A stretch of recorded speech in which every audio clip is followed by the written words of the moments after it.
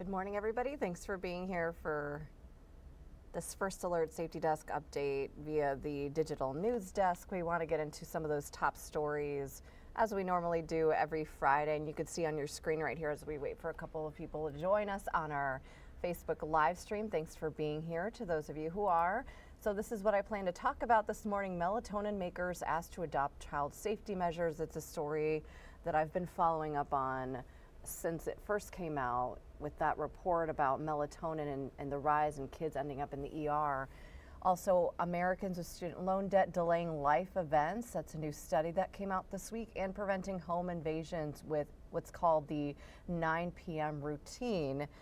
That was after Oshkosh, the city of Oshkosh, had a few incidences of some people that were ending up inside homes. So we'll talk about that in just a minute, but we'll start with the melatonin story. That one's very interesting, and it is at WBAY.com if you want to read along. But I do have some information for you to look at here if you want to. Again, really interesting stuff, so I'm going to pull it up to also read along. But you can see right here, companies that make melatonin are being asked to improve safety labels.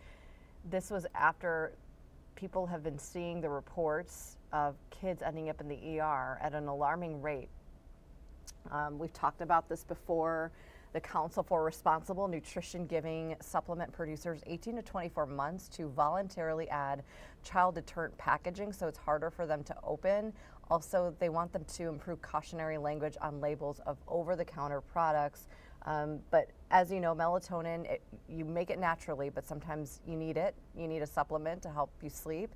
It does regulate your body's natural sleep-wake cycle, but as a dietary supplement itself, it is not federally regulated. So there are certain products, especially the gummies that the trade group that I just mentioned, the trade group did this study, April 2023 study, found 25 products labeled as melatonin gummies contain dangerous levels of the hormone.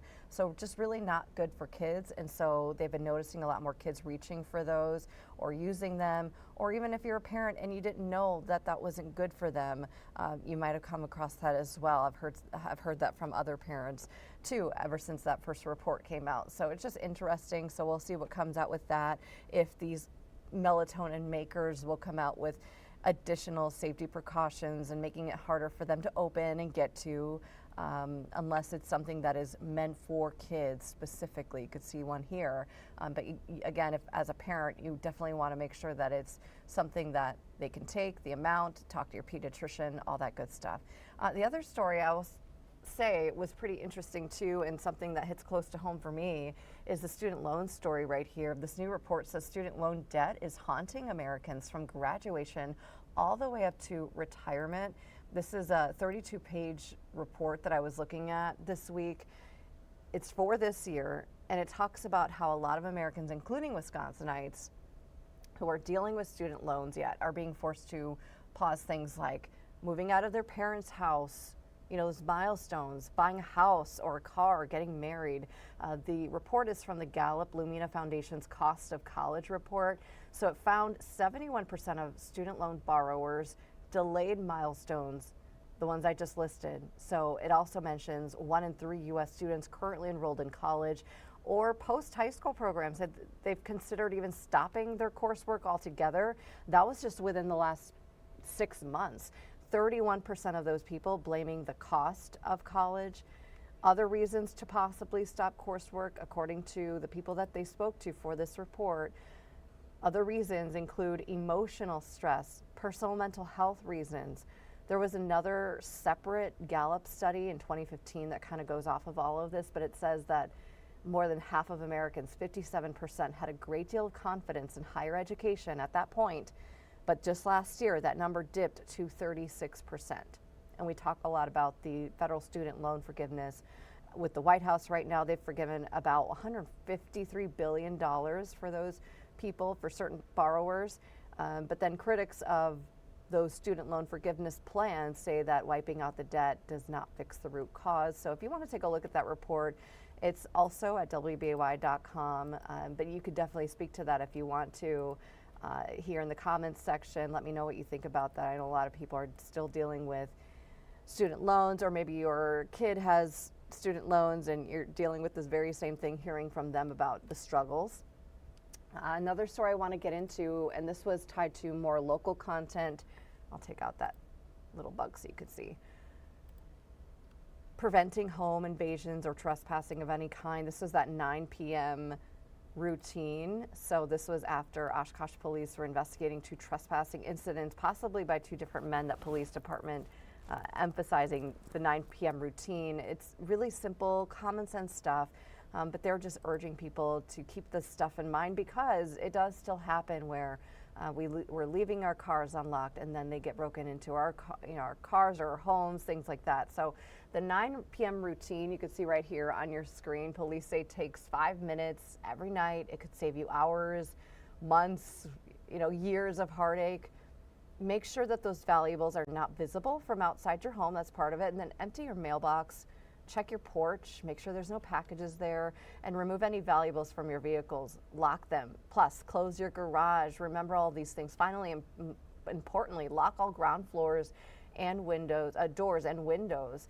So again, it's pretty simple stuff, but if you make a routine of it, then maybe you won't forget. Life gets busy, we know that. So if you make a routine of it, it'll be a little bit easier to make sure that you're getting all those things done and you're preventing something from happening to you or your family. So that was the 3 that I wanted to talk about, but I'll just show you the website here just to remind you where to go. If you just go right to our website, WBAY.com, go to the main page here, and right here, whenever I'm on air, I always mention go to the Safety Desk tab. It's right here. This is where you click on and to see all the stories that I've been working on. I did a few others throughout the week, obviously.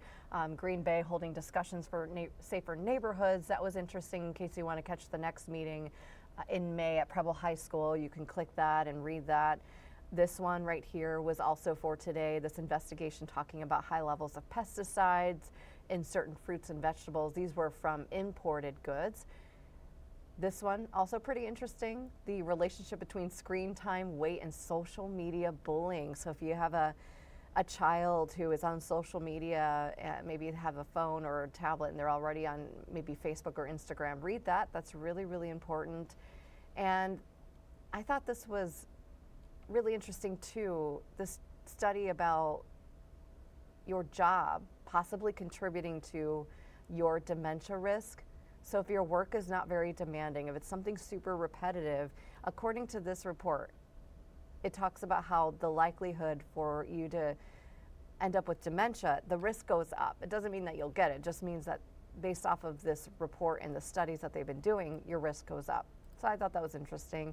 But the workaround for that is to make sure that you're keeping your mind active, maybe learning new things, getting a hobby or 2, and making sure that you're exercising your brain the same way that you exercise your body. So check out those stories right here, WBAY.com, under the Safety Desk tab, and you can read all the ones that I just mentioned for yourself. If you're curious, if there's something that you thought was more interesting to you, go on and check those out.